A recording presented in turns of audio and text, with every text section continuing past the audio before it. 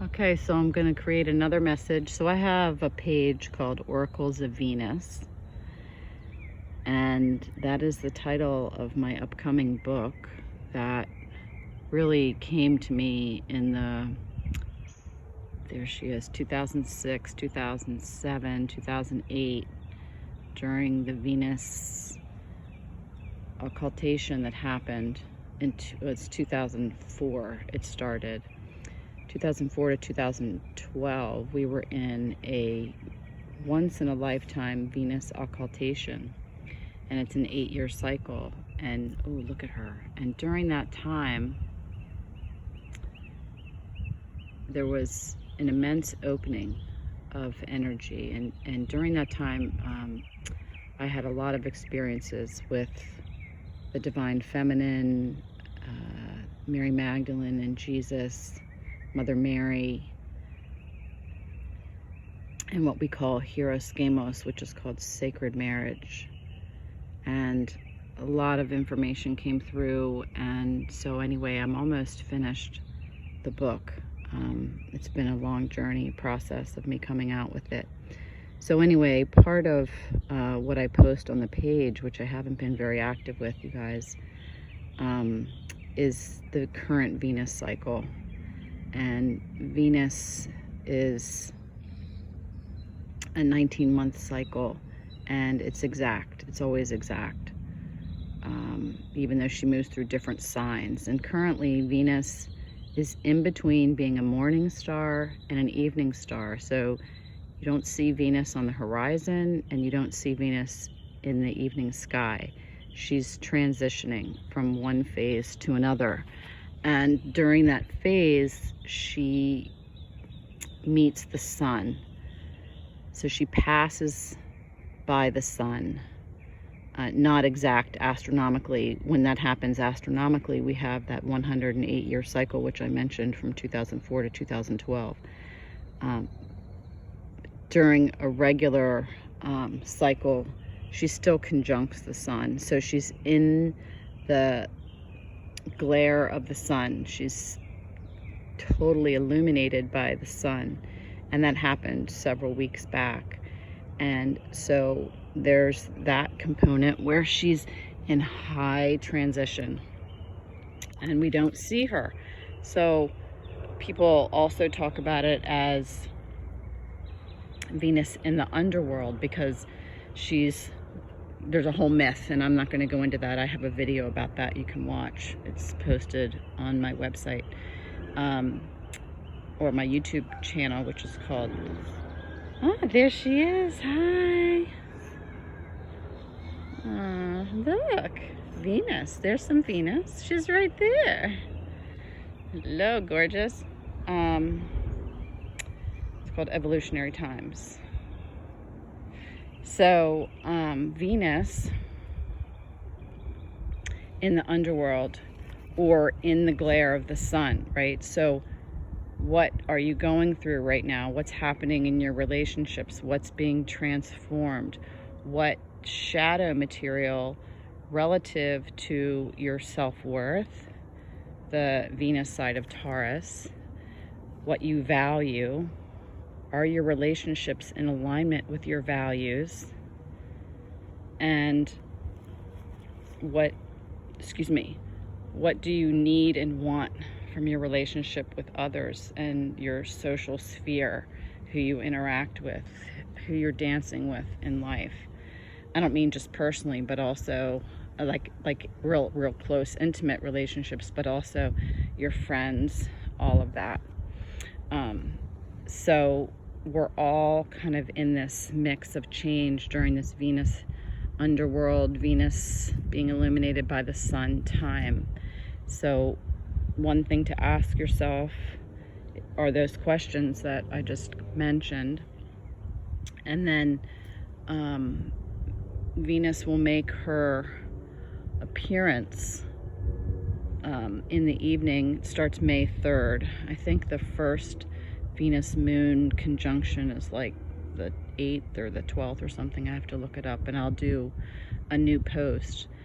But like everyone else, I've been deep in lots of inner and outer transformation, working very closely and supporting my sister and her family right now, with a safe place to live, and some other things around my own relationship to what I value and what I need, and getting reconnected into my core on a deeper level. And with COVID, we could take on lots of layers of fear and stickiness and muck that can be cleared from the body.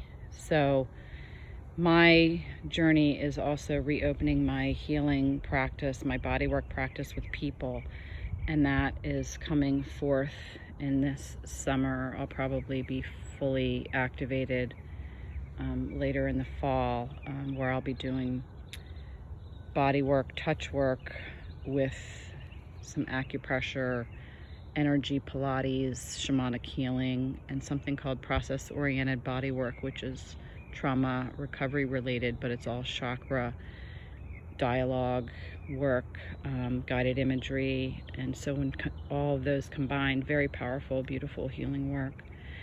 And always have to do your own inner work. If you're going to offer something, you have to be doing it yourself. Otherwise, it's just all mental. There's no way to really embody it. And all of my teachers that have been profound in my life and changing my life, they were all embodying what they taught me.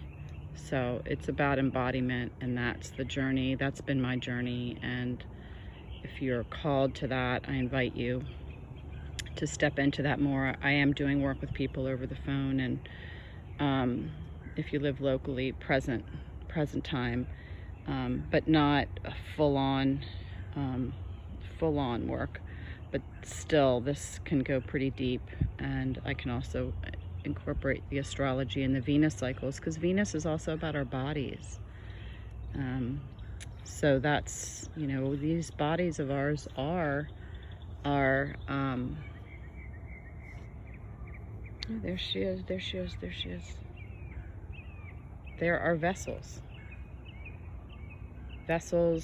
of life, where we can bring spirit down into our bodies through the crown, down through all the chakras, and down to Mother Earth. And we can receive from Mother Earth, from the earth, through our feet, the chakras in our feet, through the earth star chakra, and come all the way up through all the chakras. So we are conduits of the cosmos and Mother Earth. And how do we want to emulate that? How do we want to be of service to that? And what's being asked of us in that way now? Oh my gosh, she's just so beautiful. Hello. She could be a muskrat, but they look like little otters. I'm gonna go look it up, people. Yeah, people, here's the message for today. Anyway, so I will write more about Venus and her upcoming moon cycle. So I will say that when Venus is in the morning star phase and in the evening star phase every month, there's something called a Venus gate, and the gate is when the moon conjuncts Venus.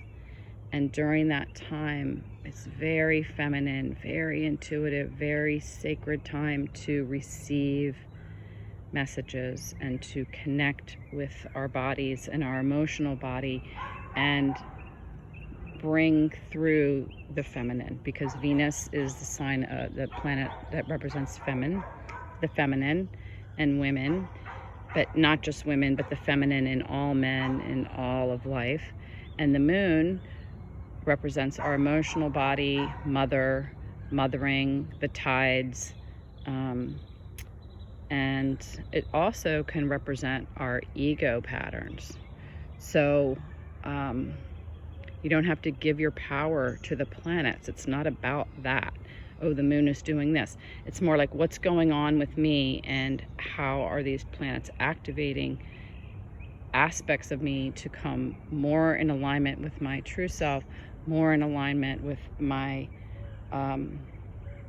what my emotional body is asking for. What do I need to listen to my emotions more? Do I need to feel them more? Do I just need to come into alignment so they can be of high service to the collective, to the divine feminine?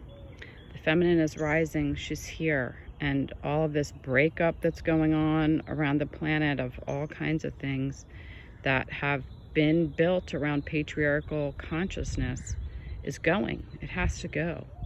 So we're in that process of dismantling, and the structures that have been in place are deeply crystallized in the collective consciousness. So part of going from the shadow of Capricorn into the consciousness of Aquarius is the decrystallization of all that we have learned. You know, there's a lot of men on the planet that think that they're supposed to be in charge and their women are supposed to do what they want, and they're very, very dominant.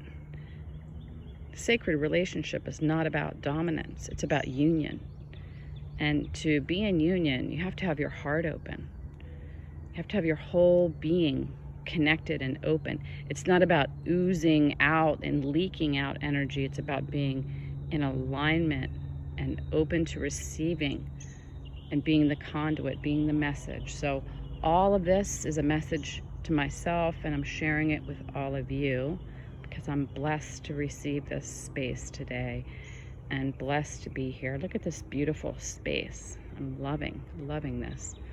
And the otters, I think, are going to sleep. I haven't seen them. They're doing something under this water. So what's going on for you under the water, under life here, while we're in this transformative place, while Venus is not visible?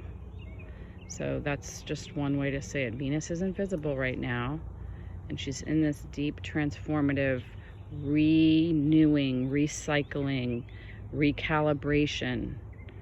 What's happening with you during this recalibration of Venus? Have a blessed day.